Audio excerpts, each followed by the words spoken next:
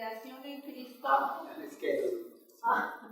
Por su regeneración en Cristo se da entre todos los fieles una verdadera igualdad en cuanto a la dignidad y acción, en virtud de la cual todos, según su propia condición y oficio, cooperarán a la edificación del cuerpo de Cristo. Ok, todos tenemos la misma dignidad. No es como por ejemplo, las religiones antiguas, las persa, la sumeria, la egipcia, donde los faraones, los reyes, los sacerdotes tenían una dignidad superior. No, aquí todos gozamos de la misma dignidad. Un poco mezclado por las influencias de la Edad Media, ¿verdad? Como que en la Iglesia Católica todavía hay gente que dice que el sacerdote tiene una mayor dignidad, y eso es absolutamente falso, ¿verdad? Desde que recibiste el don del bautismo, todos tenemos la misma dignidad, el más pequeño hasta el Papa, ¿verdad? La misma dignidad. Número 873, ahora sí la otra lupita.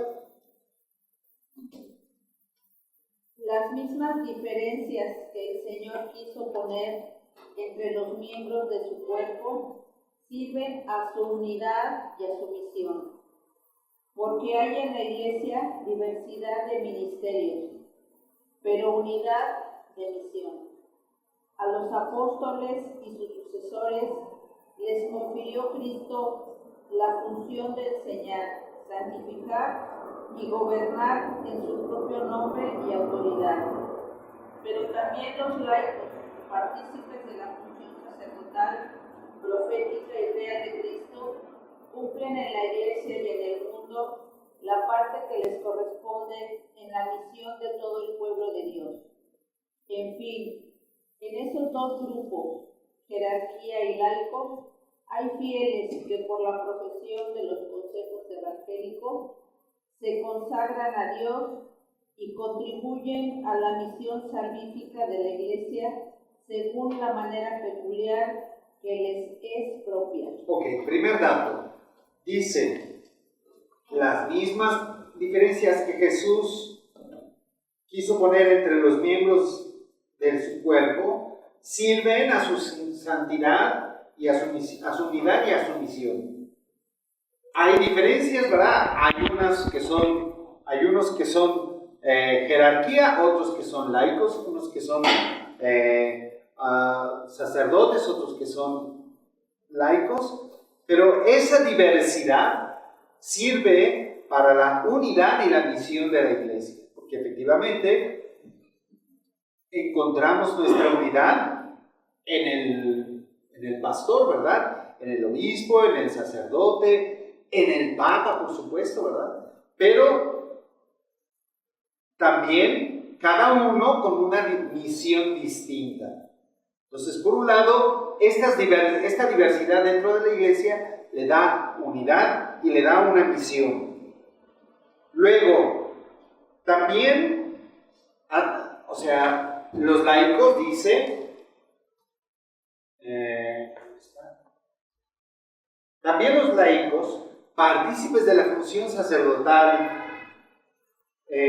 profética y real de Cristo, cumplen en la Iglesia y en el mundo la parte que les corresponde en la misión de todo el pueblo de Dios. Ciertamente, los sacerdotes, presbíteros, los diáconos, los obispos tienen la función de santificar, de guiar y de enseñar, ¿verdad? Pero también los laicos tienen esa misma misión. Ustedes también participan de esa misión en la Iglesia, a su medida, pero también en el mundo. Ustedes también tienen que enseñar en el mundo. Nosotros los enseñamos a ustedes, pero ustedes son los que también tienen que enseñar en el mundo. Primero a sus familias, a sus hijos, luego pues a sus compañeros de trabajo. ¿Cuántos he sabido que sus mismos compañeros de trabajo se acercan oye, yo sé que tú estás muy cerca de la iglesia y me puedes explicar esto, dime de esto otro, ¿por qué esto, por qué lo otro? Ustedes cumplen una función importante en la enseñanza, por ejemplo, ¿verdad? Por último dice, y, en fin, o por último, en esos dos grupos, jerarquía y laicos, hay fieles que por la profesión de los consejos evangélicos se consagran a Dios. ¿Cuáles son esos fieles y cuáles son esos consejos evangélicos? A ver, Rafa, ¿cuáles son los consejos evangélicos? Evangélicos. Está ahí hablando de consejos evangélicos. ¿Cuáles son esos consejos evangélicos? A ver, Tere. ¿Cuáles son esos consejos evangélicos?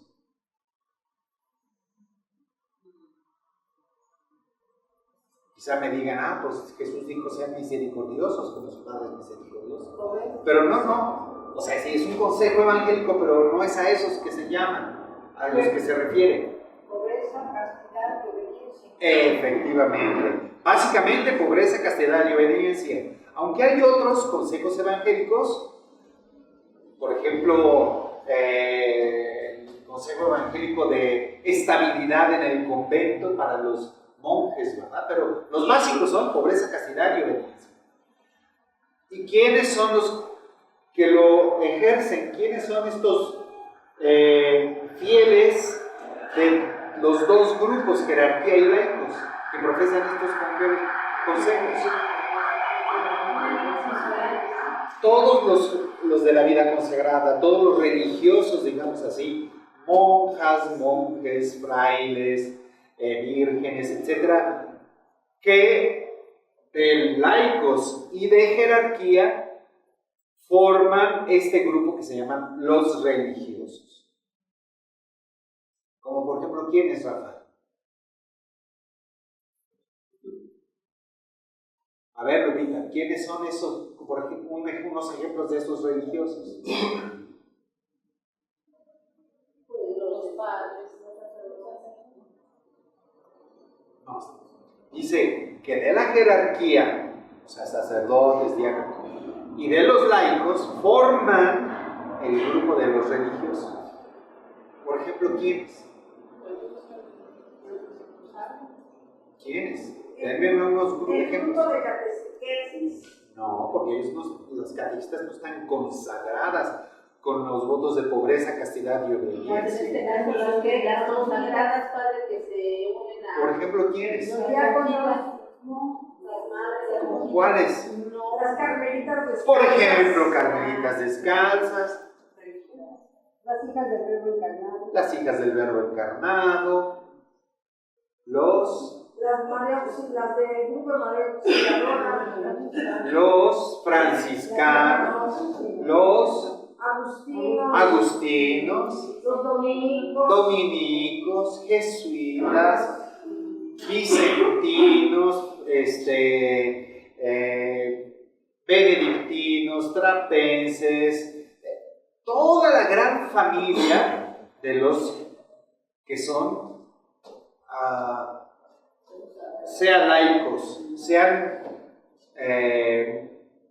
clérigos. De los laicos y de los clérigos se forma este grupo, ¿okay? No son un grupo aparte, sino que de los laicos y de los clérigos se forman estas familias, ¿verdad? Los franciscanos terciarios,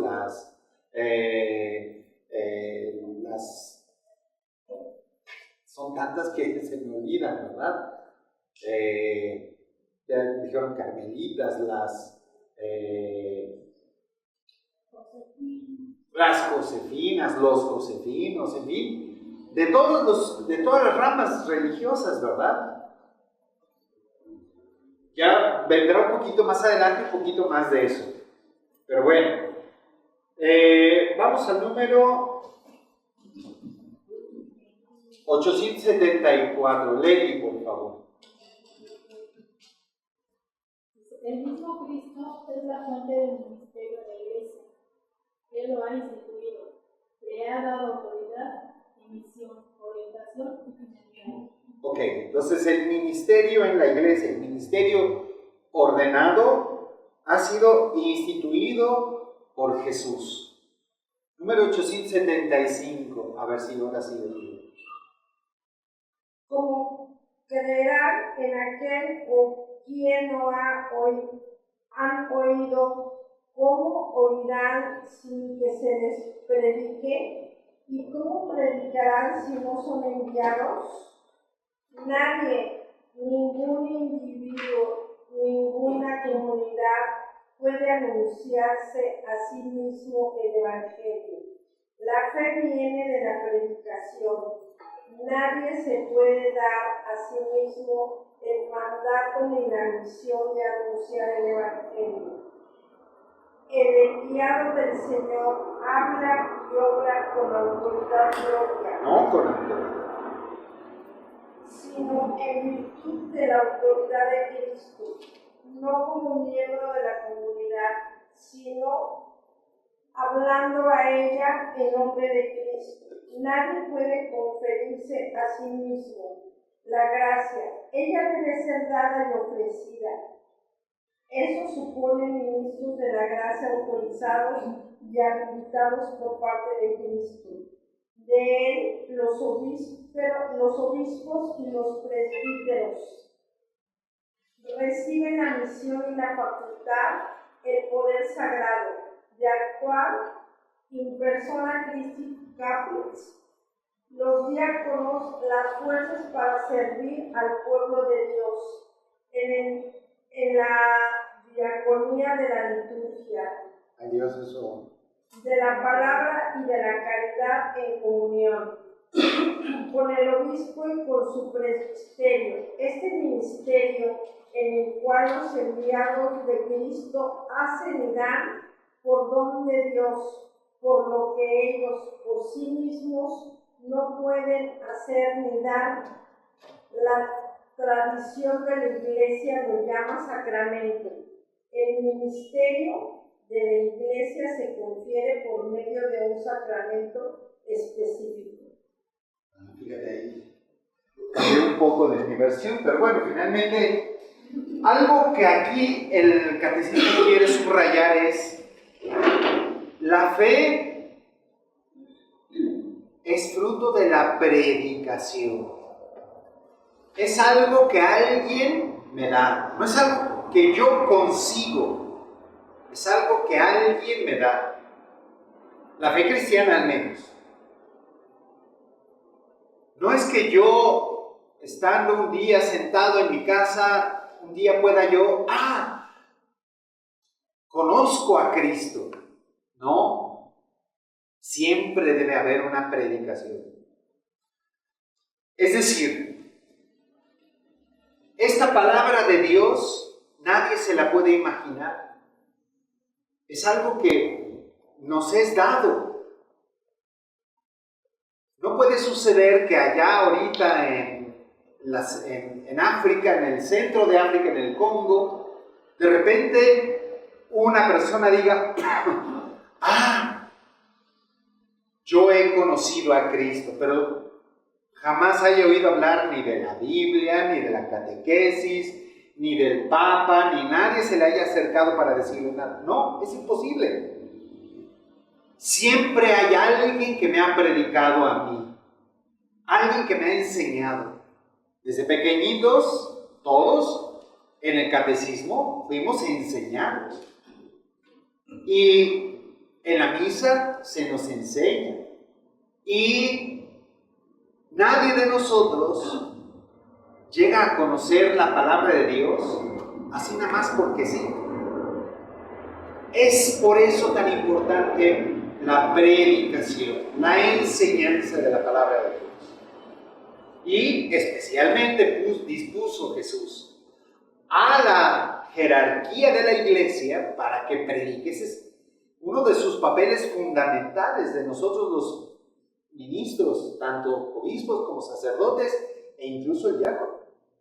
Uno de los papeles fundamentales es predicar la palabra de Dios, enseñar el mensaje de Jesús.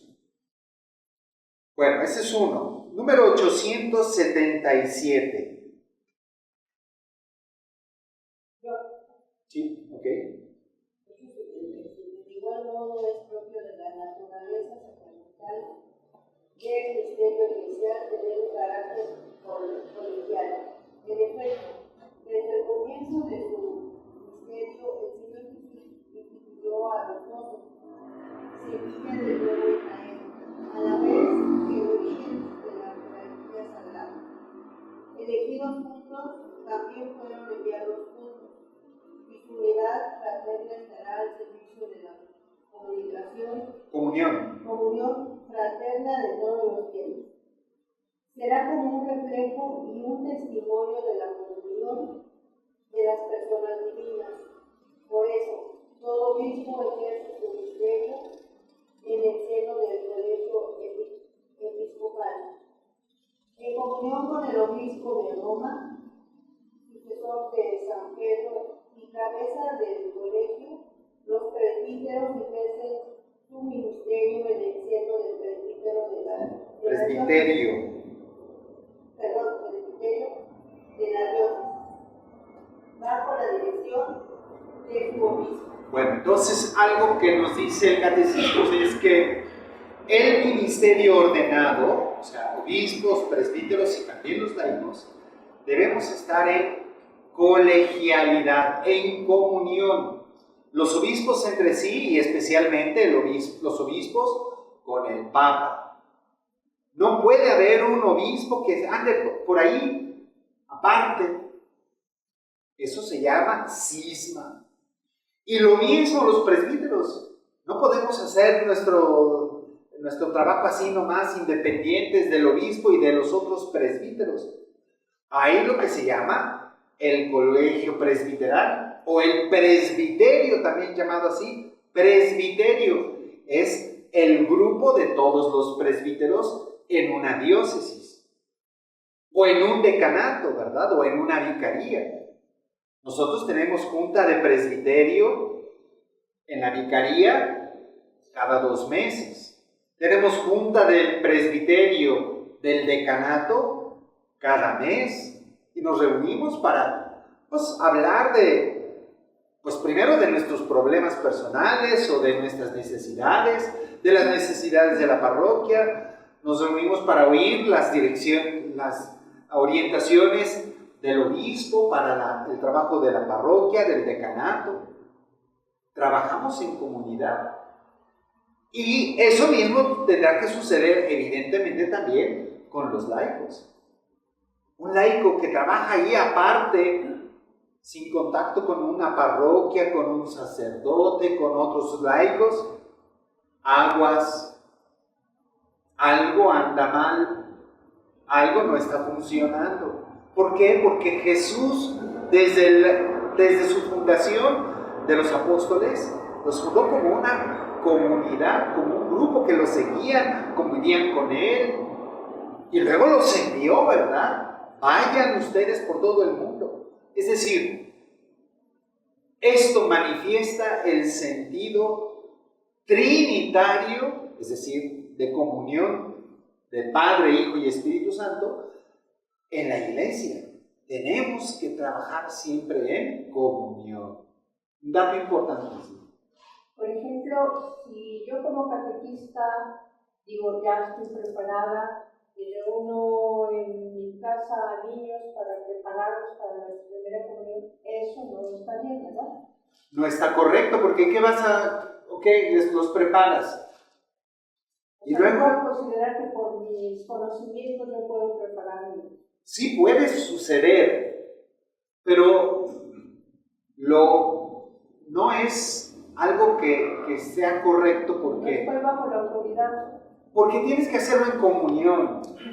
Bueno, ok, yo puedo dar clases en mi casa, pero ¿según cuál catecismo?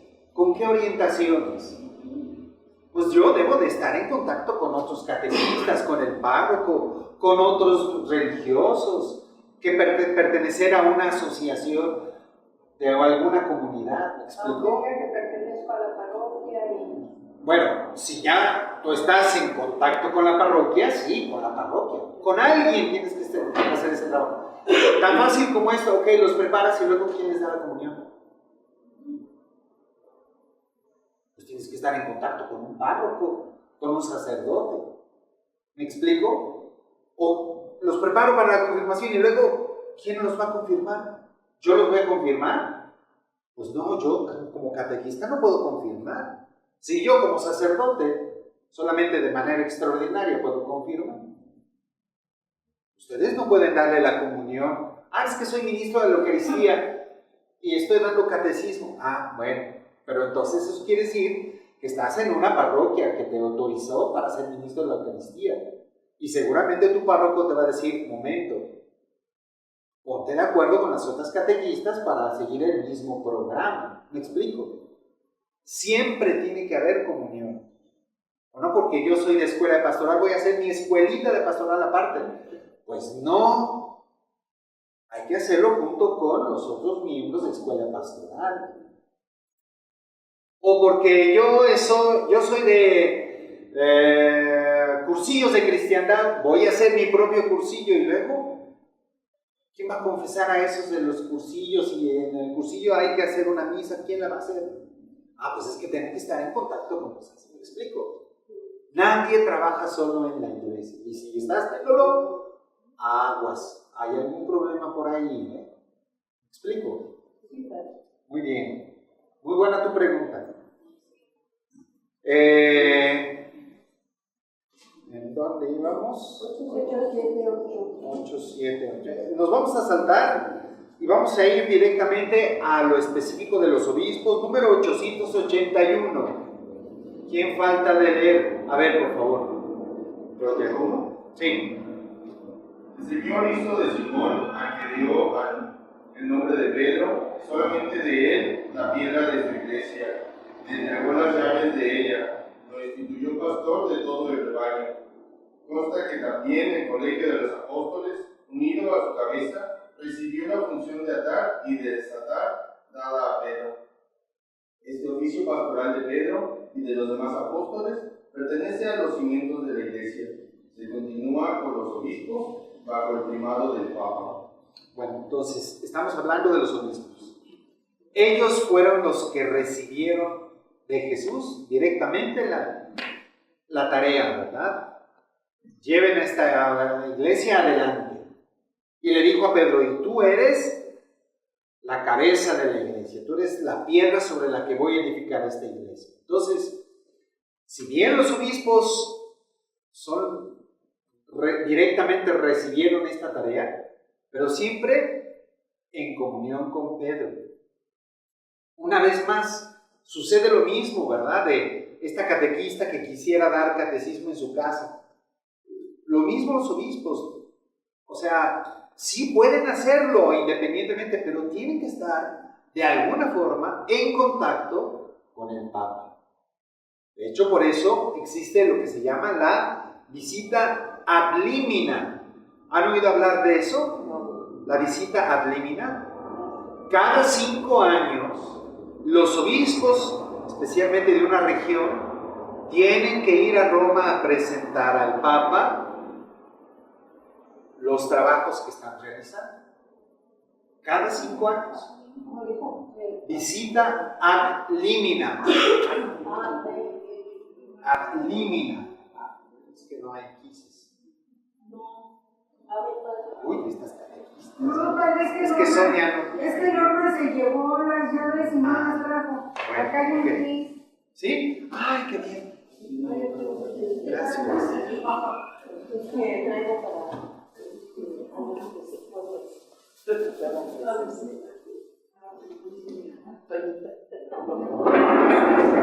bien preparada para todo.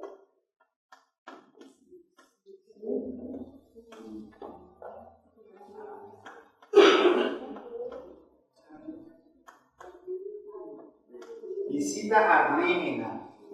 Cada 5 años. Los obispos tienen que hacer esta visita a Roma, ¿verdad? Se programa, ellos ya tienen sus fechas, ¿verdad? En la que se entrevistan con el Papa hace sus preguntas, tienen 1 o 2 reuniones con él, ¿verdad? Y ya, ¿no? Claro que para esa visita ad limina los obispos tienen que hacer una visita pastoral a sus diócesis. Seguramente ustedes han oído de esa visita pastoral que hacen los obispos a las parroquias. Los obispos, para ir con el Papa, pues tienen que llevar información sobre el estado de sus diócesis. Visitan las parroquias, visitan los colegios, visitan las comunidades religiosas. Porque finalmente esa es la palabra episcopo, ¿verdad? Episcopeo, supervisor, el que ve por encima todas las cosas, ¿verdad? Eso es obispo. Ese es su trabajo. Entonces esa es la visita que tienen que hacer, ¿verdad? Tienen que estar en contacto con Roma. Bueno, número 882, Flor, por favor. El sumo pontífice, obispo de Roma y sucesor de San Pedro, es el principio y fundamento perpetuo y visible de unidad, tanto de los obispos como de la muchedumbre de los fieles. El pontífice romano, en efecto, tiene en la Iglesia, en virtud de su función de vicario de Cristo y pastor de toda la Iglesia, la potestad plena, suprema y universal que puede ejercer siempre con entera libertad. Ok. Es una monarquía absoluta, por supuesto, ¿verdad? El obispo de Roma, el Papa, tiene autoridad sobre todas las iglesias. Eso es algo que cuesta trabajo de dialogar con los ortodoxos, porque en la iglesia ortodoxa eso no existe. Solamente el patriarca tiene autoridad sobre su iglesia. Entonces, la autoridad del Papa nunca se ejerció con toda esa fuerza antes del siglo X.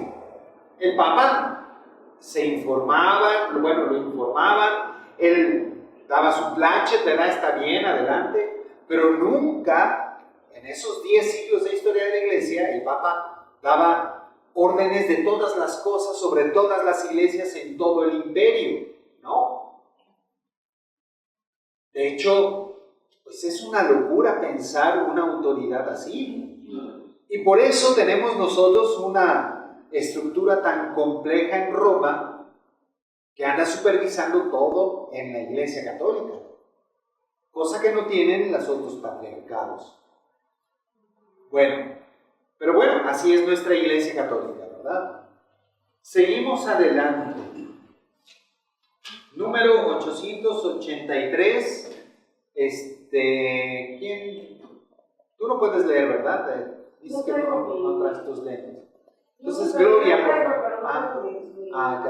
Gloria, por favor. El colegio o cuerpo episcopal no tiene ninguna autoridad si no se le considera junto con el romano pontífice como cabeza del mismo. Como tal, este colegio es también sujeto de la potestad suprema y plena sobre la Iglesia, que no se puede ejercer a no ser con el consentimiento del romano pontífice. Ok, entonces,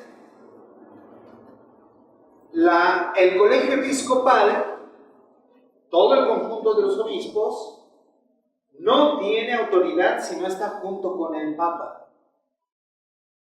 No es como, les digo yo, en la Iglesia Ortodoxa.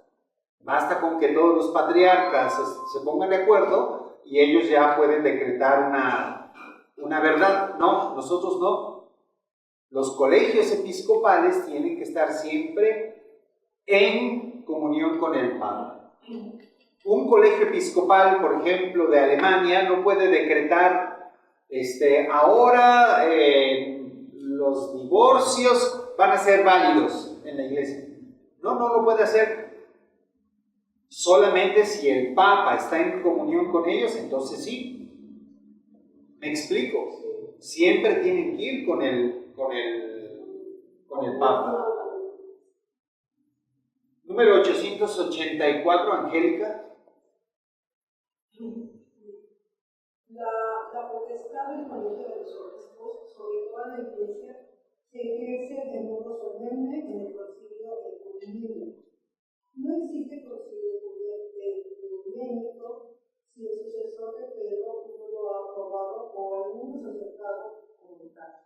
entonces, cuando todos los obispos se reúnen en concilio, pueden dar una instrucción siempre y cuando ese concilio esté autorizado, validado o por lo menos dice aceptado por el Papa. Entonces, finalmente, nada hay que sea autorización de la Iglesia si no pasa antes por el Papa. Aunque todos los obispos se pongan de acuerdo, si no pasa por el Papa, no vale. ¿Okay? Bueno, número 886. Angélica, ¿ya? ¿Quién falta? ¿Rafa? Cada uno de los obispos, por su parte, es el principio y fundamento visible de la unidad en sus iglesias particulares. Como tales, ejercen su gobierno pastoral sobre la porción del pueblo de Dios que le ha sido confiada, asistidos por los presbíteros y los diáconos, pero como miembros del colegio episcopal, cada uno de ellos participa de la solicitud por todas las iglesias, que ejercen primeramente dirigiendo bien su propia iglesia, como porción de la Iglesia Universal, contribuyen eficazmente al bien de todo el cuerpo místico, que es también el cuerpo de las iglesias. Esta solicitud se extenderá particularmente a los pobres, a los perseguidos por la fe y a los misioneros que trabajan por toda la tierra. Bueno, ok, entonces los obispos tienen autoridad sobre su diócesis, sobre las iglesias y en particular los presbíteros de su diócesis. No tienen realmente autoridad sobre la iglesia de junto. El obispo de aquí no puede mandar al obispo de Xochimilco. El obispo de Xochimilco no se puede meter en la diócesis del obispo de Durango, ¿verdad? Cada uno trabaja en su territorio. Sucede lo mismo con los párrocos, ¿verdad? Es una analogía. Yo no me puedo meter a la parroquia de junto a decirle al padre cómo debe de hacer su trabajo. El obispo es el que se puede meter en su parroquia, pero yo no. Entre iguales no hay autoridad para corregir a otros. Bueno, ¿quién falta? Ah, sí. Okay. Número 887, por favor.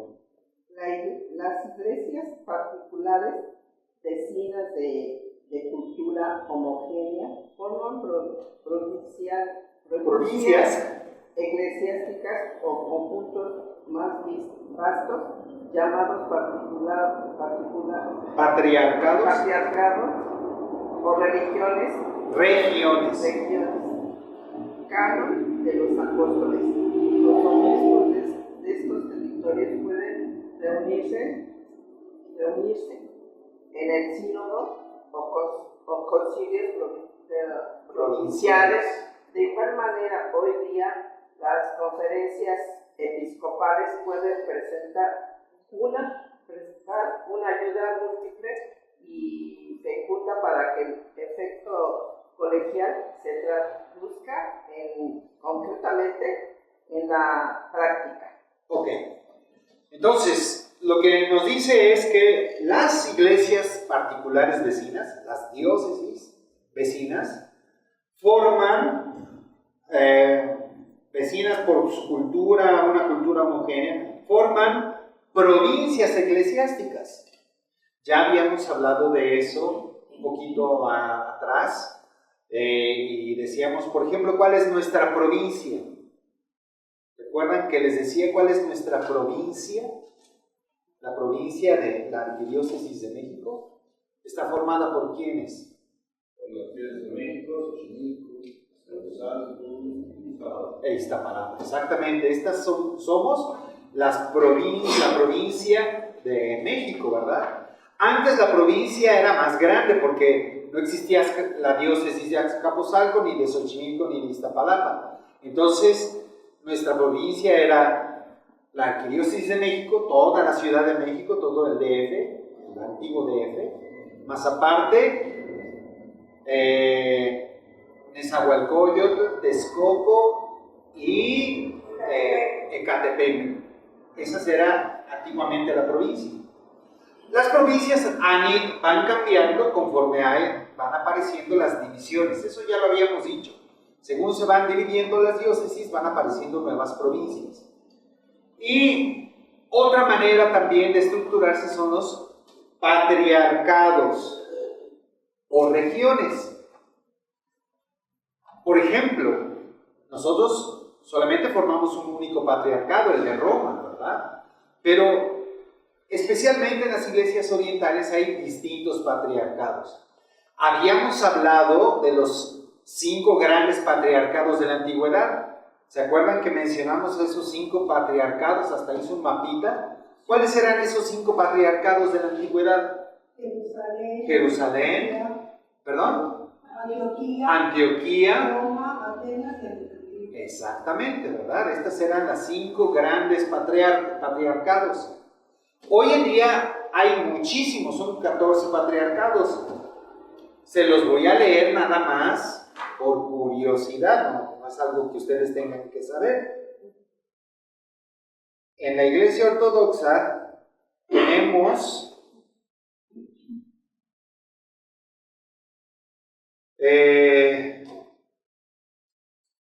bueno, sí, por supuesto, estos patriarcados antiguos de Constantinopla, Alejandría, Antioquía y Jerusalén. Pero ahora, después aparecieron el de Rusia, el de Serbia, el de Rumanía, el de la iglesia búlgara, el de la iglesia georgiana, es decir, Georgia, la República de Georgia, no sé si ubican dónde está Georgia, allá en el oriente, Medio Oriente más bien. Luego también está la iglesia ortodoxa de Chipre, una iglesia muy antigua, por cierto, Chipre, Grecia. Hay una iglesia ortodoxa polaca. En Polonia hay tanto católicos como ortodoxos. Hay iglesia ortodoxa checa y eslovaca. Hay iglesia ortodoxa ucraniana. De hecho, en Ucrania hay 2 iglesias ortodoxas ahora. Una cercana a Moscú y otra cercana a Constantinopla. Y también hay una iglesia ortodoxa en América, en Estados Unidos. Ahí está el patriarca Tikhon Mollard, arzobispo de Washington y metropolitano de toda América. Y además de esas, hay otras iglesias ortodoxas mucho más antiguas que se separaron de nosotros en el Concilio Ecuménico de Calcedonia, que son la iglesia. A ver dónde está. La iglesia copta, la iglesia armenia, la iglesia copta, armenia, Siro-Malabar y otras iglesias orientales, muy pequeñas. Ya de esas existen muy pocos cristianos, ¿verdad? Como ven, en el mundo ortodoxo los patriarcados son muchísimos, hay más de 14 grandes patriarcados y otros pequeñitos.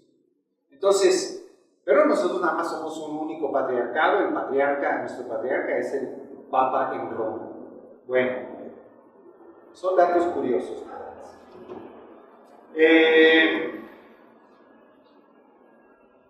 Vamos ahora a hablar de la misión de enseñar que tiene la jerarquía. Número 888, por favor, otra vez. Los obispos o los presbíteros, sus colaboradores, tienen como primer deber el anunciar a todos el Evangelio de Dios, según la orden del Señor. Son los heraldos del Evangelio que llevan nuevos discípulos a Cristo. Son también los maestros auténticos por estar dotados de la autoridad de Cristo. Obispos y presbíteros, y aquí hay que mencionar también a los diáconos, no sé por qué no los mencionan, ¿verdad? Tenemos de manera especial la misión de enseñar. Son maestros auténticos, tengo que decir somos, por estar dotados de la autoridad de Cristo. El sacramento del orden nos da una autoridad para enseñar. Número 890. Otra vez, Flor, por favor. La misión del magisterio está ligada al carácter definitivo de la alianza instaurada por Dios en Cristo con su pueblo. Debe protegerlo de las desviaciones y de los fallos y garantizarle la posibilidad objetiva de profesar sin error la fe auténtica.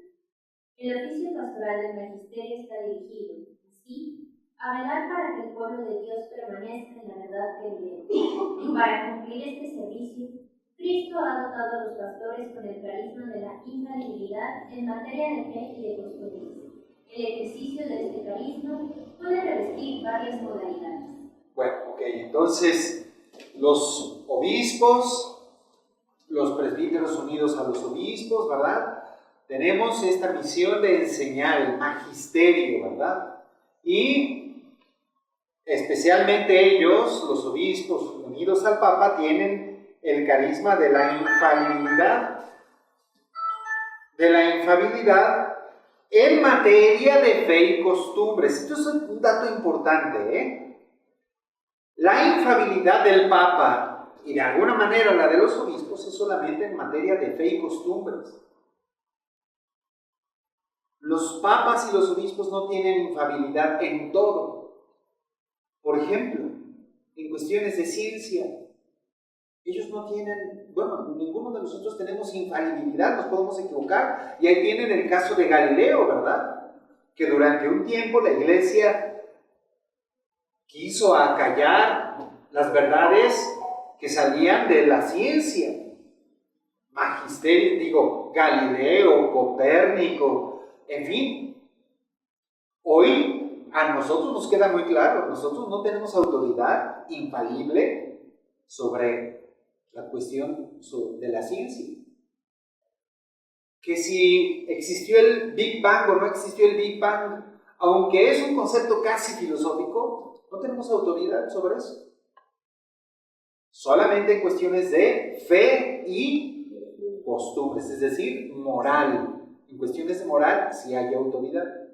Pero en cuestiones de economía, por ejemplo, la Iglesia no puede decir si lo que hay que seguir es el método capitalista o el método socialista. La Iglesia no se puede meter en eso. Puede opinar y puede decir algunas cosas sobre la moral en cualquiera de los dos campos. Pero en cuestión de economía, la Iglesia no puede decir está prohibido el capitalismo o está prohibido el socialismo. ¿Me explico? Bueno. Vamos ahora a pasar, vamos a saltar a la misión de santificar. Número 893. ¿Otra vez, Tere? La misión de santificar. El obispo es el administrador de la gracia del sumo sacerdocio, en particular en la Eucaristía que él mismo ofrece, o cuya oblación asegura por medio de los presbíteros, sus colaboradores, porque la Eucaristía es el centro de la vida de la Iglesia en particular. El obispo y los presbíteros santifican la Iglesia con su oración y su trabajo, por medio del ministerio de la palabra y de los sacramentos. La santifican con su ejemplo, no tiranizando a los que os ha tocado cuidar, sino siendo modelos de la grey. Así es como llegan a la vida eterna, junto con el rebaño que les fue confiado. Ok, entonces la misión de santificar es ejercida por el obispo y nosotros los presbíteros colaboradores suyos, de manera especialísima en la misa, que es la actividad central de la iglesia. No hay algo más importante para la iglesia que la misa.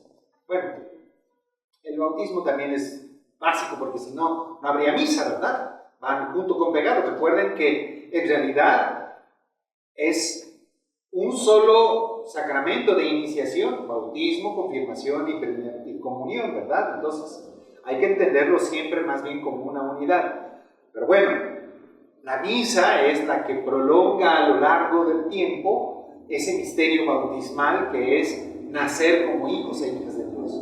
Hay que alimentarse y eso es la Eucaristía.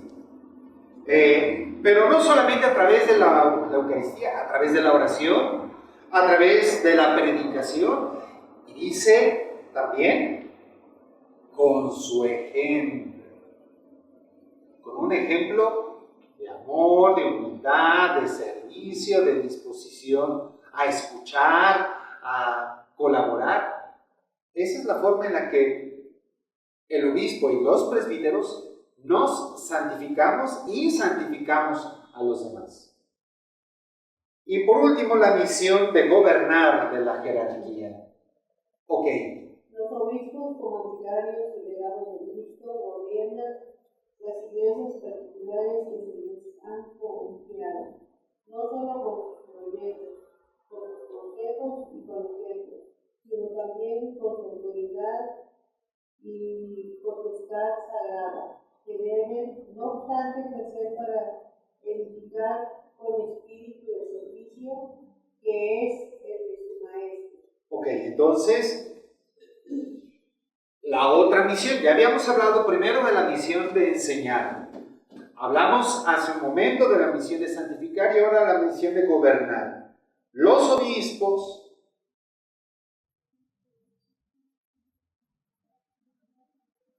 gobiernan las iglesias con sus consejos, con sus ejemplos, con sus proyectos y también con una autoridad que se ejerce con caridad. Entonces, claro, el obispo tiene el papel de ir gobernando, conduciendo a la comunidad diocesana, ¿verdad? Especialmente en lo que se refiere al proyecto pastoral. ¿Qué es lo que tenemos que hacer? Y una forma muy particular de ejercer esa autoridad pastoral es disponiendo de sacerdotes aquí y allá. Por eso es que el obispo pues va cambiando, tiene la autoridad de cambiar sacerdotes, porque necesita ir actualizando el proyecto pastoral en las parroquias. Cuando un sacerdote se queda en una parroquia mucho tiempo, de repente como que el proyecto pastoral se estanca. Y ya el padre pues ya no hace nada más que saber misas. No, pues no. El obispo tiene que promover a los sacerdotes, irlos cambiando para que cada uno vaya aportando su visión y su empuje a la comunidad. ¿Ok? ¿Eso es cada 6 años? O Aquí en esta diócesis es cada 6 años. cada 6 años? Sí, así es. Gracias. De diócesis a diócesis cambia. Cada obispo tiene su forma. Recuerden que un obispo no le puede decir al otro cómo hacer. Adelante ahora con el... ¿O ibas a preguntar algo? Ok, entonces, número 897. Ahora ya vimos a los sacerdotes, ahora vamos a los laicos, es decir, ustedes. Número 897. Los fieles cristianos laicos. Por laicos se entiende aquí a todos los cristianos, excepto los miembros del orden sagrado y del estado religioso reconocido en la Iglesia.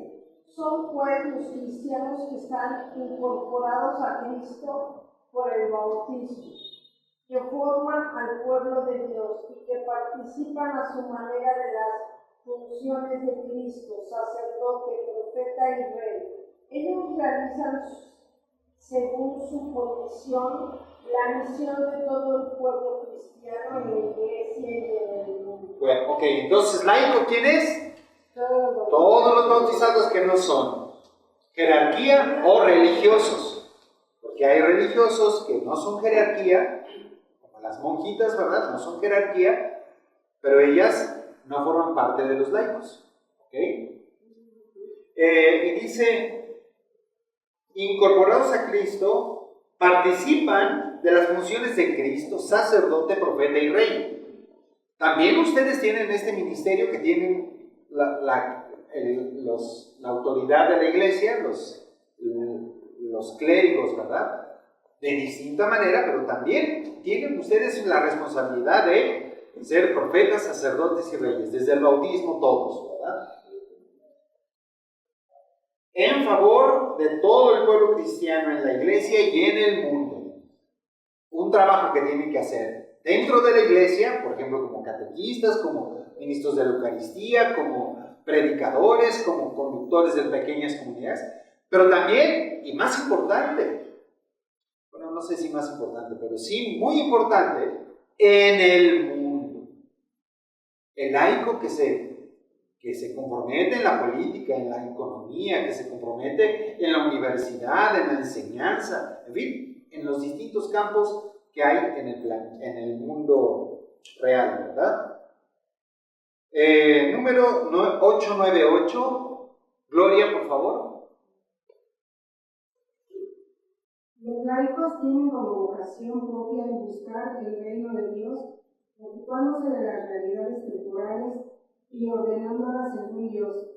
Ellos de manera especial corresponde iluminar y ordenar todas las realidades temporales a las que están estrechamente unidos, de tal manera que éstas lleguen a ser Cristo, se desarrollen y sean para alabanza del Creador y Redentor. Entonces, fíjense, tienen como vocación propia buscar el reino de Dios en las realidades temporales. Ahí es donde el laico es donde entra totalmente. Nosotros no, a nosotros no nos toca influir en las realidades temporales. Por eso es que nosotros no podemos participar en la política, porque no pertenece a nuestro ámbito. Podemos iluminar a los laicos en algunas cuestiones morales, especialmente moral social, algunas iluminaciones en la línea de la moral de la economía, en la moral sexual, pero finalmente a nosotros no nos toca gobernar o orientar o dirigir partidos políticos, ni mucho menos participar directamente en la política. Eso les toca a ustedes.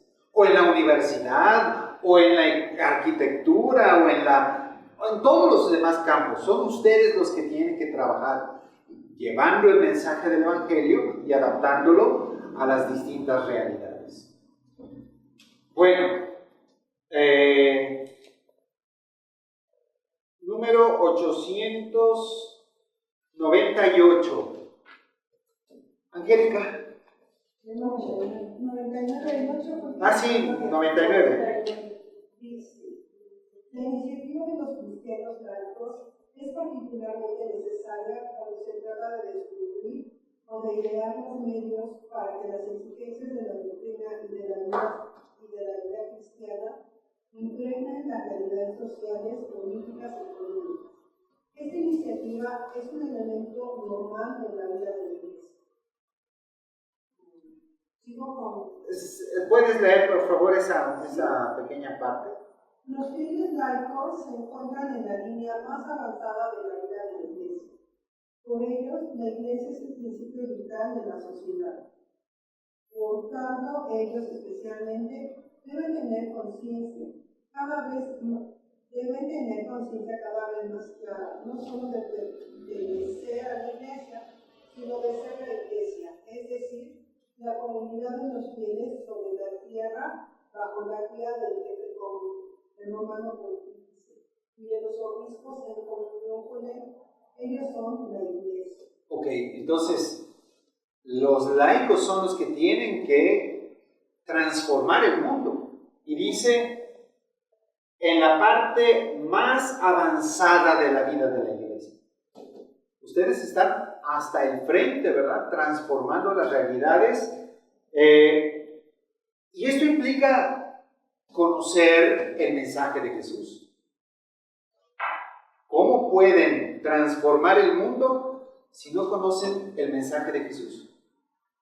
Por eso hoy tenemos políticos que hacen aberraciones, porque ya no están en contacto con el mensaje de Jesús.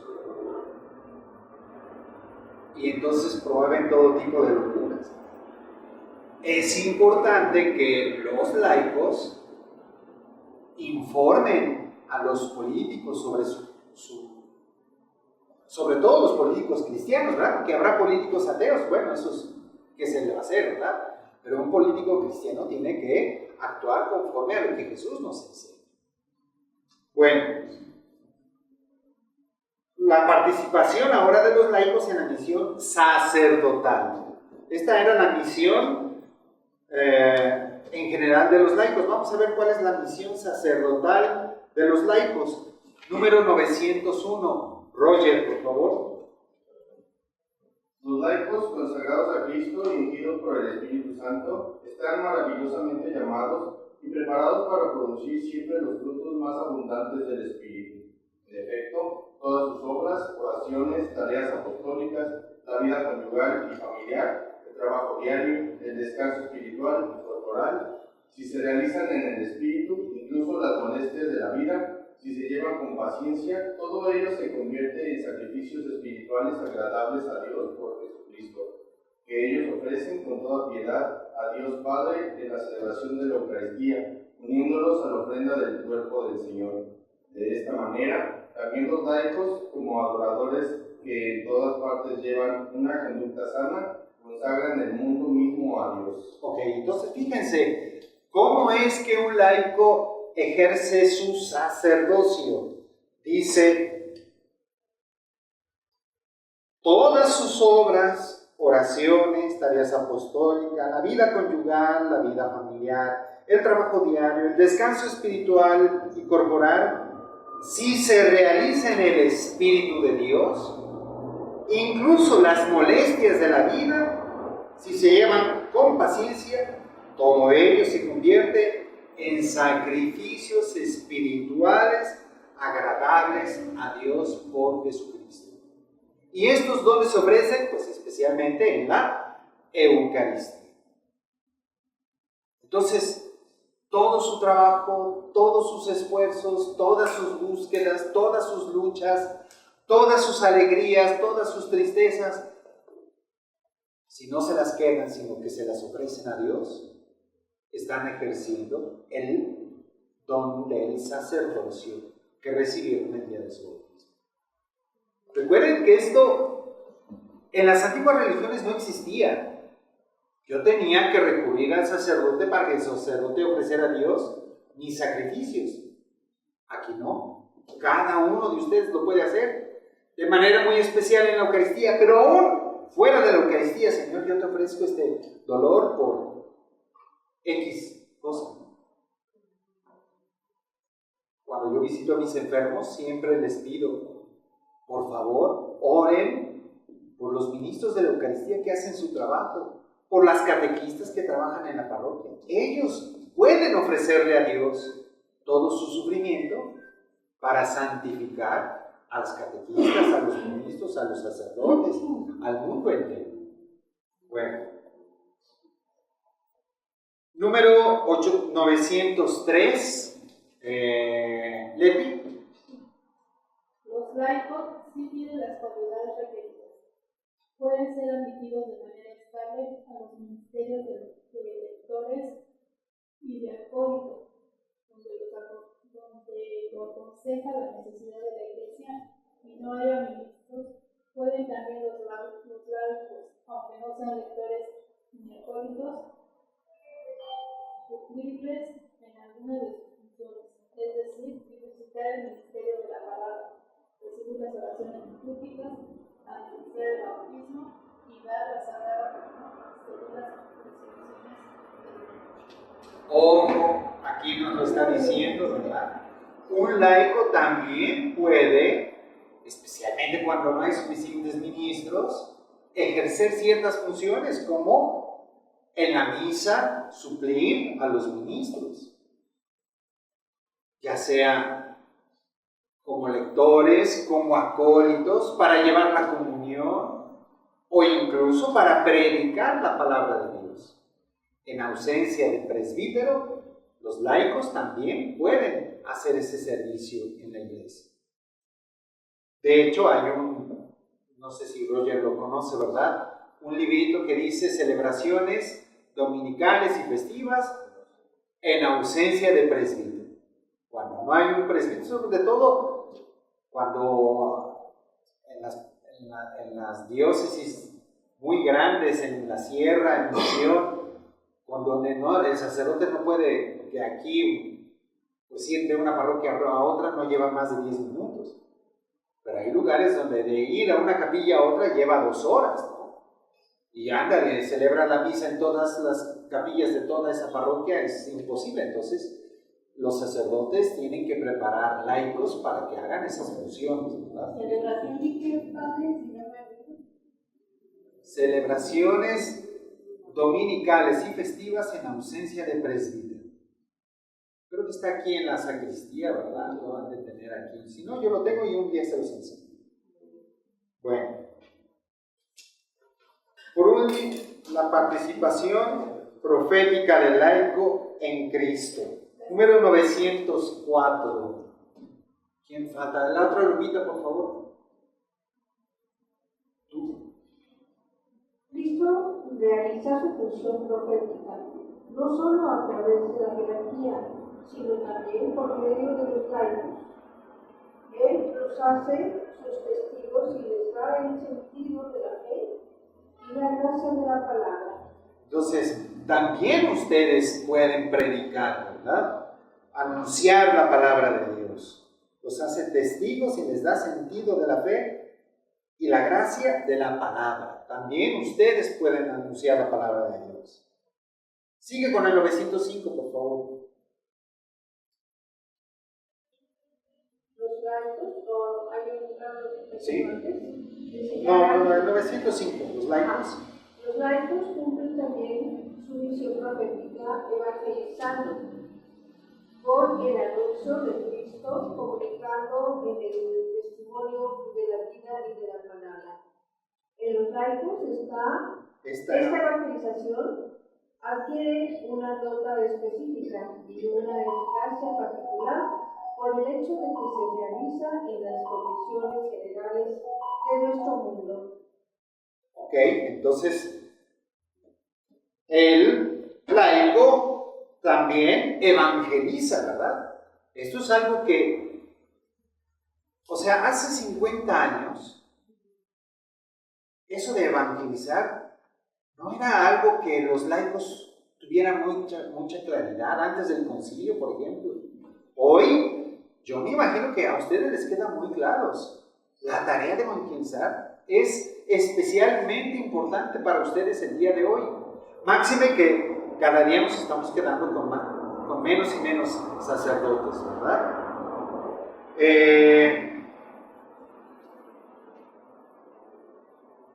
Vamos a la participación de la misión regia de Cristo, número 909. ¿Quién me falta? ¿Quién no ha visto? Rafa, por favor, 909. Los laicos, además, juntando también sus fuerzas, han de sanear las estructuras y las condiciones del mundo, de tal forma que si alguna de sus costumbres incitan al pecado, todas ellas sean conformes con las normas de la justicia y favorezcan, en vez de impedir la práctica de las virtudes, obrando así, impregnarán de valores morales toda la cultura y las realizaciones humanas. ¿Cómo ejerce un laico su misión regia? Transformando las estructuras del mundo. Dice, si algunas de sus costumbres incitan al pecado, todas ellas sean conformes con las normas de la justicia y favorezcan, en vez de impedir, la práctica de las virtudes. Cada vez que un laico se compromete a cambiar algo en el mundo, la discriminación, la trata de personas, la violencia, la injusticia, la falta de democracia. Cuando un laico se mete a transformar eso, está ejerciendo su facultad de regir al mundo, de cambiar, de orientar al mundo, vamos. ¿De acuerdo? Bueno, hasta ahí lo vamos a dejar y ya con eso terminamos para después nada más dar una leidita a la vida consagrada, rápida, y pasar ya a otra parte que es la comunión de los santos. Nos vemos dentro de 8 días. Gracias. A ustedes. Lupita, me ibas a decir. Sí.